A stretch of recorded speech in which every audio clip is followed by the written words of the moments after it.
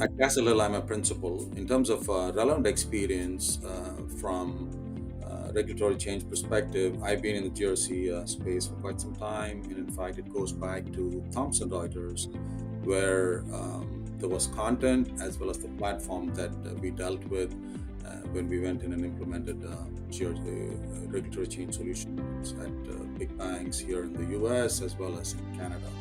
And then, of course, from MetricStream perspective, I have 5+ years experience before coming over to CastleHill. So, have pretty good depth in terms of GRC processes, platform, end to end, if you will.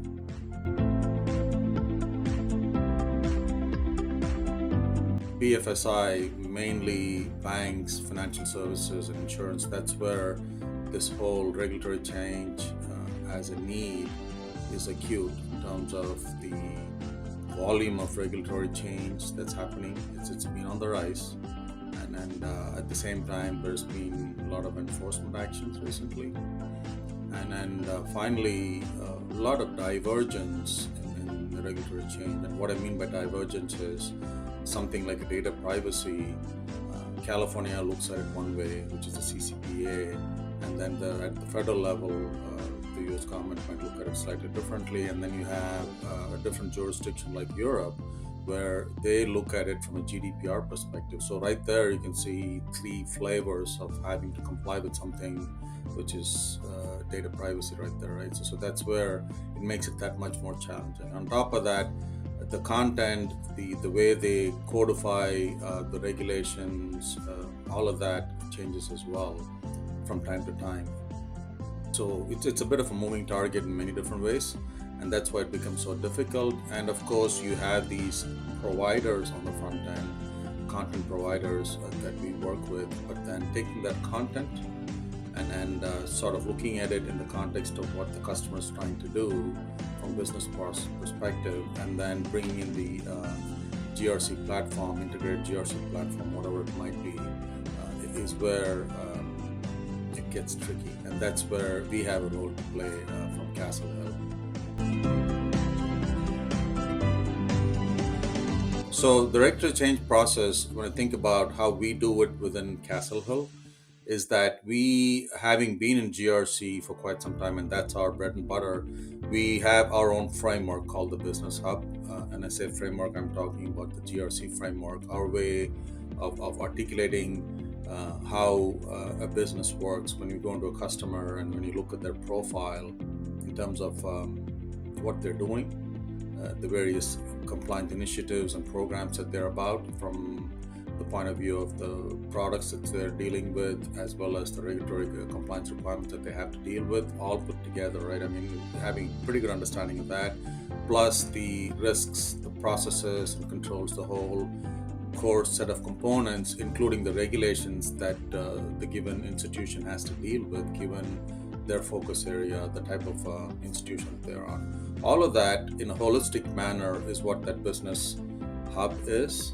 And then we pretty much use that as a basis to look at the taxonomy and so many different components from a process perspective, and then lay that on top of the GRC platform that we will be implementing it on. Like in this case, it'll be MetricStream.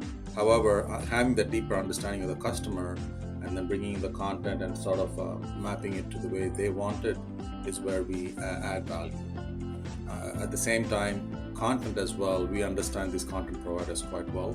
For example, Compliance AI is one of those newer type of RegTech or regulation.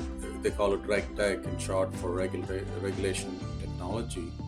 And Compliance AI is one where they use machine language. And by using machine language, they kind of fine-tune the content involved. And what I mean by that is they go through, not only do they curate the content and do the annotation and rate it and rank it appropriately, but they make it into a continuous process, sort of like a modeling is involved there, in the sense that using robotic process automation, they pretty much have what they call the expert in the loop kind of a methodology, whereby the machine learns on a continuous basis based on the inputs and feedbacks that humans provide, that the users provide. So you go in and make additional classifications, additional annotations, it learns from it. Next time around, you go through that particular regulation and related content, it gives you accurate information. That way you're able to cut through the noise, right? So that's where we understand that kind of content and technologies quite well. And then, of course, when you look at MetricStream, you're having to then take the business hub components that I talked about, look at the not only the process risks and controls and the regulation components, but also look at how it fits in.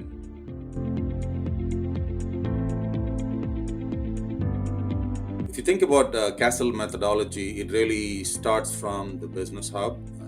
Going back to the previous discussion where I kind of went through the details of how it's built. But for us, from a methodology perspective, that is sort of the blueprint, which allows us to pretty much build the key building blocks, if you will, from a regulatory change perspective. And what I mean by that is the taxonomy, regulations, section, requirement, and how does it roll up to certain components to be able to really do all the reporting and the breakdowns needed, right? I mean, that's where that business hub is key. And on top of that, we have like a 4 to 5 step process, which is very typical, nothing extraordinary. It has the intake process on the front end, which is really the content providers piece, where you sift through the content that's coming in from a compliance AI or Vault Explorer or any one of those, and then bringing them in based on predetermined filters. That's intake. And then the applicability, as everybody calls it, is the next step, which pretty much takes that content, and if it's something like let's say, for example, a regulation Z, which is credit related, then you would then see, is this applicable to the way I do business or to the products and services that I offer as a bank, and then sort of figure that out from an applicability perspective. So it'll be a yes or no kind of a determination. If you determine it's applicable, then how do you look at that applicability? I mean, where do you do the tie? Is it tied at the division level, or is it at the business unit level, depending upon the level of granularity? There's no right or wrong answer, but definitely that's something that happens in the applicability stage. And then once you've done that, then you're looking at what is the impact. That is the assessment, which is the third step down. And that assessment allows you to then start thinking about responding to it in the right manner from a regulation perspective, as well as ongoing monitoring. So that's where the implementation and or monitoring will be sort of the fourth stage.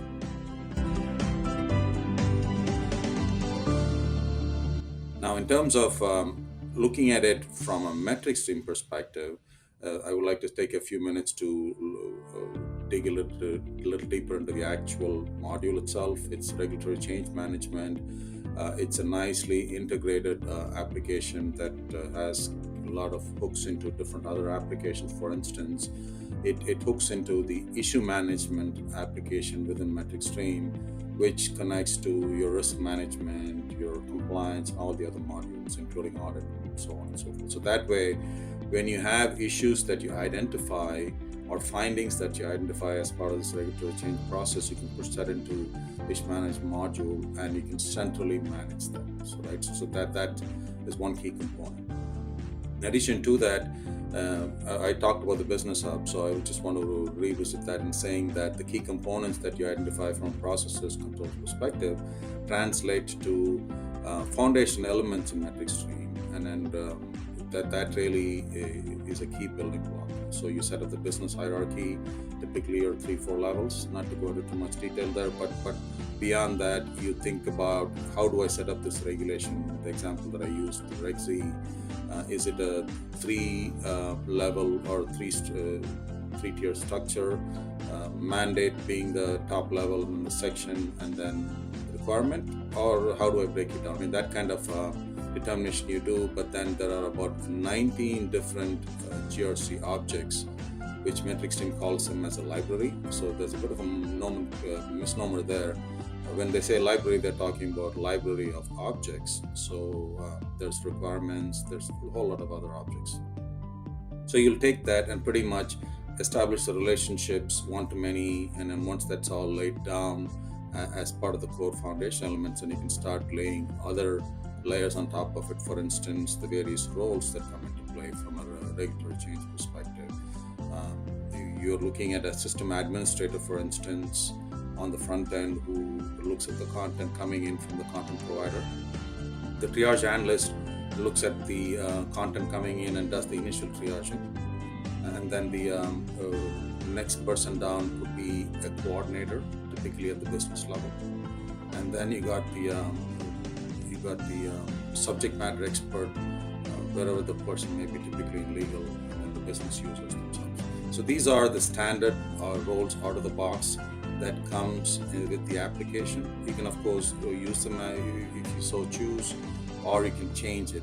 You can add your own role, but that typically fits the bill with a few different adjustments. And then finally, the workflow. There's a 4, 5, or 6 different stages in the workflow out of the box. It starts off with the initial alert notification on the front end as the content comes in, and then goes into the triaging that we talked about as the next stage. And then the big third stage is the regulatory development, as MetricStream calls it, which is where the bulk of the applicability, if you remember, we talked about earlier. Is it a regulation? And then is it a 3 level? Where do I link it? And all of that mapping happens at the regulatory development level. No right or wrong answer, but definitely the granularity and all of that goes into that piece. And then the impact analysis, followed by findings, actions, management, which ties into the issue management module, and then finally the overall monitoring, and then you close it down. So that's kind of the end-to-end from a workflow perspective. So it's pretty robust, and it gives you all the key components that you need. But that's pretty much how the whole reg change management module works within MetricStream.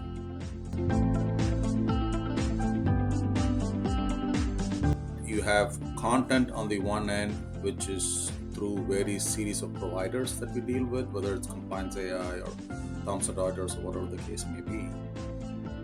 But yet you have the integrated GRC platforms on the other end, right? So 2 separate technologies. The marrying of the two by using the business process involved is where the secret sauce or the trickiness comes into play, and that's where we are uniquely qualified in being able to add value, because we as a GRC firm, that's our focus. We are singularly focused on GRC. We understand the GRC process. We work with various types of customers. So we use that knowledge base to be able to marry the two. So the regulation technology plus the GRC platforms set up correctly, and once they start talking together nicely through means of connectors and integration components, then the whole thing becomes seamless. But it's easier said than done, and that's where I believe we have a unique advantage.